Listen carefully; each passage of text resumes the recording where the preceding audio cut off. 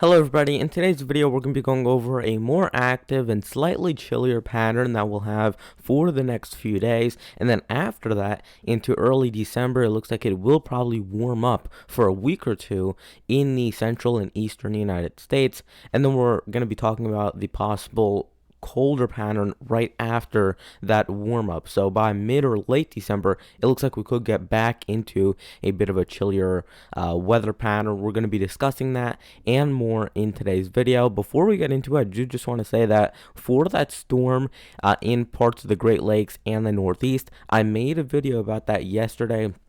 And when I looked at the models this morning, really not a lot has changed in terms of what we're expecting out of that event. So pretty much everything that I forecasted from that video yesterday is still valid, and that for that reason there isn't a lot that has changed. So I'm going to be talking about a different topic in today's video. I was going to make another video on that storm, but it's a small storm, fairly minor, mainly just 1 to 3 inches, and nothing really has changed too much. So really there isn't too much of a point for me to make another video on that storm, and I think this one would be more important just because it is going to be impacting how the rest of December goes, which will be a good chunk of the winter. So if we have a cold December, that could definitely set the stage for January and February. So this can really be a turning point month in the winter season. Here's a look at the National Weather Service page. You can see that we do have some flood watches up in northern Washington. We also have some winter weather advisories in parts of Iowa, Illinois, Michigan, New Hampshire, and Maine, with a few winter storm warnings up in northernmost Maine in that pink color.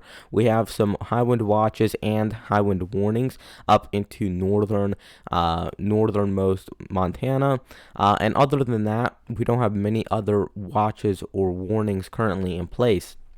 Yesterday, we had a high temperature of 86 degrees in Oceanside, California. The low temperature was -5 degrees, and that was over 3 locations: 5 miles east of Seagull Lake, Minnesota, in Brimson, Minnesota, and also 2 miles southeast of Stambaugh, Michigan, in the UP, where they also got down to -5 degrees. The highest rainfall report was in Startup, Washington, where they got 3.45 inches of rain, and the highest snowfall report was 11 inches, tied between 2 locations: 9 miles east northeast of Eureka, Montana, and also 10 miles northwest of Logan Pass, Montana. Both of them got up to 11 inches of snowfall yesterday.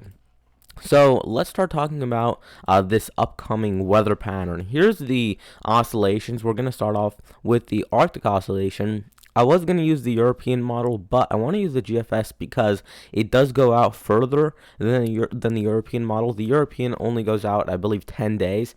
So the GFS goes out 16 days. It gives you a little bit of a longer range in terms of the oscillation and the teleconnection. So it is a little bit more useful, especially when you're looking at a long-term pattern, and the ensemble models, really, they don't show you all that much in terms of the expected forecast, because usually on the ensemble models, they're pretty much right near the average, and they don't really show you whether most models are expecting it to go above or below that line. So really, I like to stick to either the European, the GFS, those type of global models instead of the ensembles when it comes to these type of forecasts. Now, right now we have a negative AO, which is fairly good if you like cold and snow, especially in the eastern United States, because what this means is that in the Arctic Circle, it isn't really being kept and wound up together. So that means that all that cold air, which is up near Greenland, northern Canada, Siberia, all of that is actually being flown down into North America or Europe and Asia. So one of the two, or sometimes even both at the same time, and that means that you could see a lot more cold air. So if you have a positive AO, especially if it's more of a extreme positive AO, so for example up here, this would be more of an extreme positive AO, That's where you have not a lot of movement up in the Arctic Circle. It's fairly stagnant, and that means that your source of cold air is pretty much being blocked off. So much of the southern part of Canada and the United States would actually end up being fairly warm if that were to be the case. And right now, again, we are in that negative phase, but right around the 30th or maybe even the 1st of December, it looks like it goes positive and kind of stays there for a while. Now, one thing that you will notice on many models is that we do see some sort of a shift right around, I would say, the 13th or the 14th of December, where it starts to go down and the model run ends after that. So it only goes out 16 days, but you could assume that by it going down like this, it would eventually reach that zero line, or at least come close to being in that negative territory. So it looks like we could see maybe a 2-week stretch of this being a warmer pattern. It does look like it'll be more active, however, so you can notice how there are more spikes within this little graph here. Typically, when there is a big storm in the United States or Canada, or even in Europe, sometimes in Asia, that can really set off the teleconnection. So, for example, there is some sort of storm that's being forecasted around the 5th, and that you can see actually being portrayed on the models, where you see that big dive down around the 5th, and then you see a spike after that storm starts to depart. So this is an indication of some sort of storm occurring within this time. And you can see many of these little bumps within these teleconnections. You see one right here, you see another one here, you see one here, and then eventually you see this downtrend right there. So that's 4 different events that the GFS model is picking up on that could cause significant implications on the teleconnections. So that is significant, because even if it is maybe a couple degrees warmer, if it is more active, you could definitely have a warmer pattern on average, but still have snow or an above normal amount of snowfall, because even if let's say just for the sake of things, let's say you had a 5-day stretch and 4 out of the 5 days ended up actually being warmer, but on the 5th day you had a snowstorm, and on the back edge of that it started off as rain, on the back edge you switched to snow and you had colder temperatures.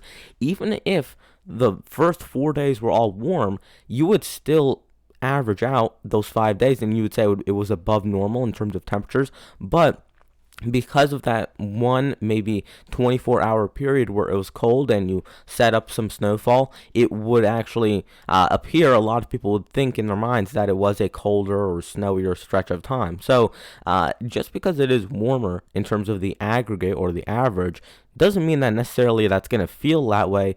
You might still have, again, maybe 3 out of 4 days that are warm, and then you have that one day where you get a snowstorm that matches up with some cold air. So you don't need the entire period to be cold, and you can actually have the opposite, where you have very cold periods, but it's too dry to get anything to really set up. And you see that a lot in the northern plains in the winter, when you see those polar vortexes coming down, and you hear all about that on the news.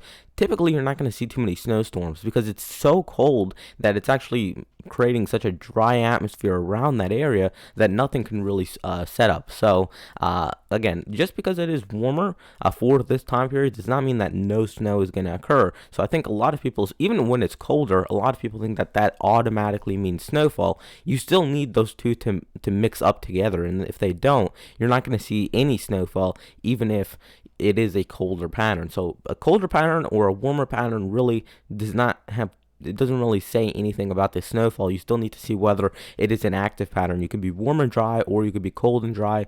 You can also be cold and active, or you could be warm and active. So there are many different things that you want to pay attention to when you're looking at the pattern, not just the temperatures. Here's a look at the NAO, the North Atlantic Oscillation. This one is also going to be quite important. You can see that for the past couple of weeks, it has been on the negative side. Right now, it is still negative, but again, right around, I would say, the 29th to 30th, it is going to go up near that positive, and it's going to stay right around positive. It's not really going to move until later on, and then eventually you see that little dive down towards the end. So we'll have to see whether that's just a temporary drop, kind of like what this one is. So if this is just a temporary drop, just like that one, further to the left, that is possible that this would kind of just rebound once again. It is also possible, which we've seen, for example, right here. This would be an example of that, where it actually does go back down negative. You can also see that happening over here, where it actually goes positive for a little bit. So there are many times even in the past month or so where we've seen these fluctuations. Now on the NAO, you can see even smaller storms being depicted. Here's a little disturbance right around the 1st. We have another one right around the 5th to the 6th. This is the bigger storm that has some hype around it. As of right now, we have a few more right in here, and then we would have whatever storm is causing this little dive right there. So we have maybe 5 storms depicted within this time. And if you go out, especially on the GFS, the Canadian model, if you go out to 15 days and you just look at some of these storms that are being projected out, they are quite significant. So some of these models, even if this doesn't end up happening where you have these huge massive storms, which personally I don't think we're going to see a huge or massive storm like that, but even if it's just weaker, smaller storms that are just kind of passing by every couple days, it could definitely be a little bit snowier than normal, even in this warmer than average stretch. So we still do want to pay attention to that, and it doesn't look like the threat of snowfall is really going to wane all that much. We will still have a few snow events, and a lot of these models actually have this time period between about the 5th and the 15th showing a lot of action. So that's why in the thumbnail I actually did put a more active pattern over the Midwest, the Great Lakes, and the Northeast, because a lot of these models indicate that once we get past December 5th or so, it does really start to get more active, not only in snow but also in the rain category. So that's something that you want to at least keep in mind. And then here's the PNA, the Pacific North American Index, and you want this one to be positive if you like cold and snow in the east. And right now this one is firmly in the positive zone, but it will be diving down into that negative territory again right around that 1st of the month. So it would actually dive down around the 2nd of December and then just stay there. Again, you can see some of those fluctuations from a couple storms right here. And the cool thing to see is that the PNA detects these storms earlier than when they would impact the United States, because, of course, this is the Pacific Index, so it's covering whatever's out further west. And, of course, we know storms go from west to east, and therefore anything that's out in the Pacific is normally going to impact Canada, the United States, Mexico in some way over maybe 3 or 4 days later. So you can see that that storm that was expected to be right around the 5th or the 6th, so right around here, is actually being depicted around the 3rd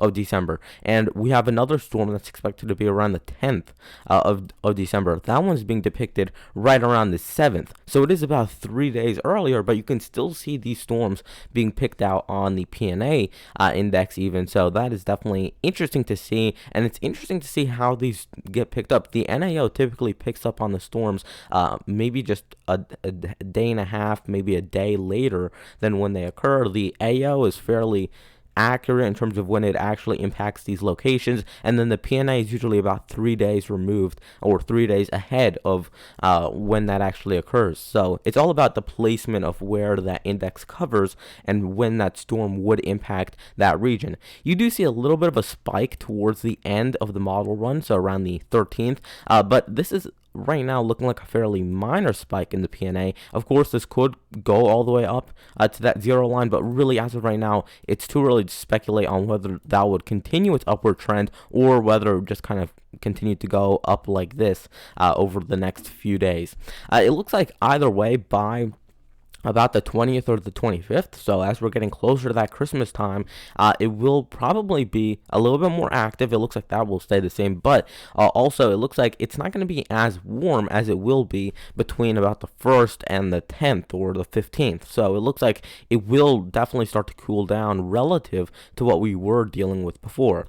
Now, just to give you an update on the next week or so in terms of the temperatures and the upper air pattern, right now we have a general area of troughing into the eastern United States. This is actually that tiny system which is impacting the parts of Michigan, Illinois, Wisconsin, Iowa right now.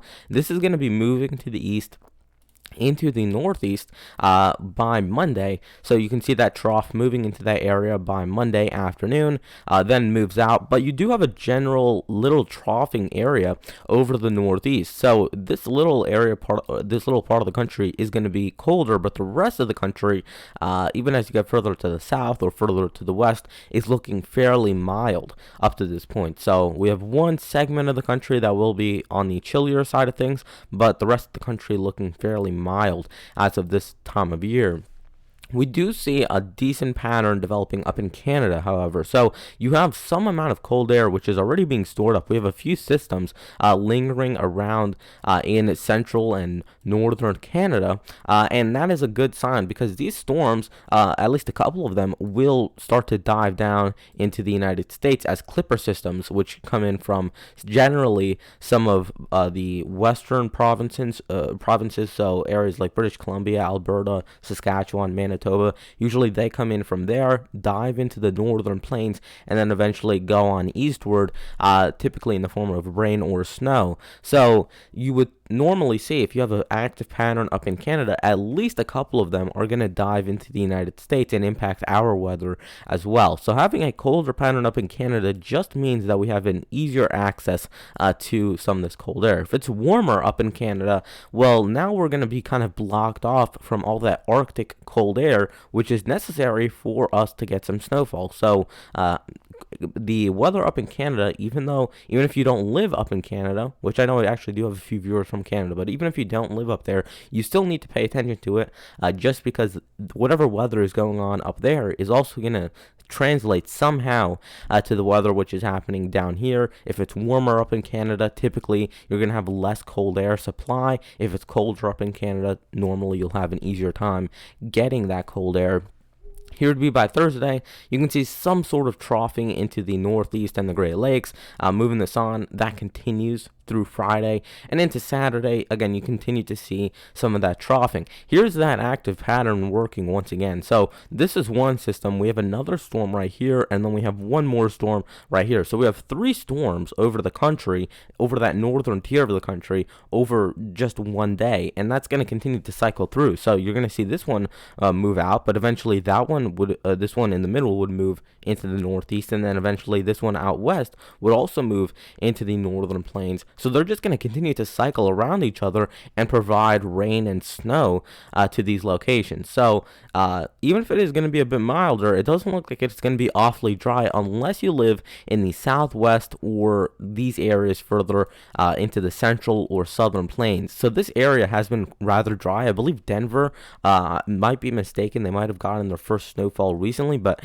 I checked just about a week ago, and I still think they didn't see their first snowfall yet, which is quite surprising. I believe their first snowfall is typically in October, or it might even be the last couple days of September when their average first snowfall is. And right now, or at least just a week ago when I checked, they still haven't seen any measurable snowfall, and definitely no significant snowfall just yet. So it's been a mild or at least dry a few months in parts of the Central Plains. I know I have a viewer from a couple of viewers from Nebraska and the Dakotas. They haven't seen all that much since October in terms of snowfall or cold air. So it has been an interesting few months, especially in the Central Plains and the Rockies. So let's hope that they do get at least some amount of rain or snow. Even if it comes down in the form of rain, they just need it for drought reasons, so that it doesn't get too dry out there. So again, I'm going to continue to monitor this pattern. If anything does change, I'll definitely have some more updates on it for you. If we have any upcoming storms, I'll definitely have snowfall forecasts out for them. And if you have any questions or comments, just leave them down below, and I'll see you guys tomorrow. Goodbye.